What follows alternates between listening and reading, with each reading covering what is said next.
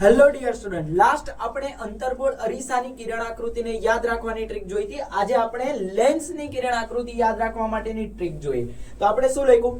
I 2f1 અને f1. આ છે મારા વસ્તુ સ્થાન. તો આનાથી ઊંધું લખી દીધું મેં f2 2f2 અને I એટલે અનંત અંતર. તો જ્યારે વસ્તુ અનંત અંતરે છે તો મને પ્રતિબિંબ સ્થાન કયું મળશે? f2 પર. અને કેવું મળશે? તો કે ખૂબ જ નાનું મળશે. અને જ્યારે 2f1 પર રાખું તો પ્રતિબિંબ ક્યાં મળશે?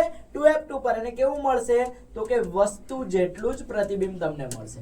અને f1 પર રાખું તો ક્યાં મળશે? અનંત અંતરે. અને કેવું મળશે? ખૂબ જ મોટું. તો આ બાજુ સરખું, આ બાજુ ખૂબ જ નાનું, આ બાજુ ખૂબ જ મોટું. 2f1 થી દૂર વસ્તુને રાખવામાં આવે તો પ્રતિબિંબ ક્યાં મળે? f2 અને 2f2 ની વચ્ચે. અને કેવું મળશે?